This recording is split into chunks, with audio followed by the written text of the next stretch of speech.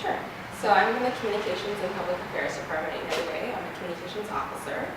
And I guess broadly, our department's role is to support and build understanding of United Way's work, both internally, so within the organization, and externally. United Way is a pretty large organization. It's pretty complex. We do a lot of different things. So one of the things that we do is we sort of build understanding through sense making, right? We have various departments within our organization that come to us with different programs and initiatives.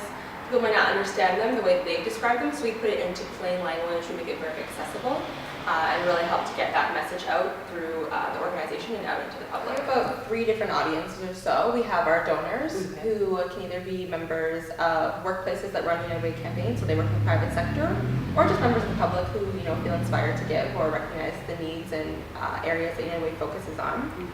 We have volunteers, people who have shared their time or decided to share their time with United Way, either through skills, and we have our community agencies that we fund, and so they're another, of course, key stakeholder and partner in our work, so they'd be one of our audiences. Typically, like, what are the skill sets needed and maybe a day in your life working at the United Way? Yeah, so I work on a broad range of things. Communications officer is a very broad title.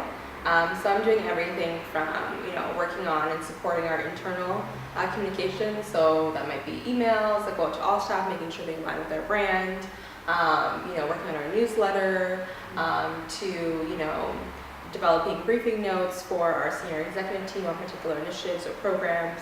Of course, media relations, so liaising with media around particular events, or just pitching stories that we might have that we find are interesting, that we might be relevant to various outlets. I also do, speeches and briefings for our CEO, so making sure that she feels prepared and she's talking about our work in a way that's meaningful and accessible. A little bit of issues management when that comes up, so that usually takes the form of doing briefings and key messages and preparing staff. And of course, as I mentioned before, I developed the communications framework, so that's the document that outlines how we describe our work, our key messages, our focus areas, giving people information on what it is we do. And then I facilitate the trainings for that as well. This is that people know the United Way brand. I say I work in United Way, they're like, oh yeah, I know that organization.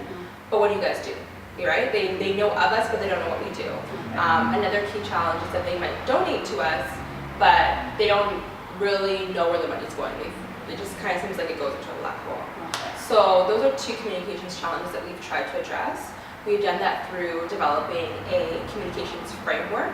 So it's a document that I work on that basically outlines our top 5 key messages, how we describe our work. It outlines where our money goes. We have 3 key focus areas. We're supporting strong communities, we're helping kids be how they can be, and we're moving people from poverty to possibility. So we outline what we do in each of those areas, where the money goes in terms of investments. And then at the end of the document, we basically frame why it's important to give to United Way today, or this year. So looking at the economy and some key messages there. So that document is sort of a part of our ability to help our fundraisers, who are also our volunteers, because we partner with several, actually hundreds of corporations to help with our fundraising efforts, and we have volunteers in those organizations. So one of the things that we do is we train those volunteers using the communications framework. In terms of the strategy for the CN Tower climb, it just passed. Like, what was the success for that? Like, have you seen a growth throughout the years, or is there a stagnation? Like, how is it actually? There's definitely been growth over the years.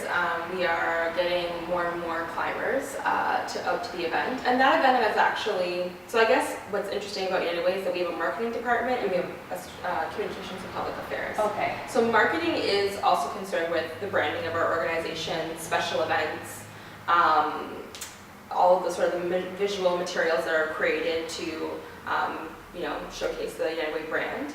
And our role at that event, for example, would be around media relations. So we would support any media that come to the event, take them up in the tower, figure out individuals who have been supporting the United Way and bring them into the fold and connect them to media.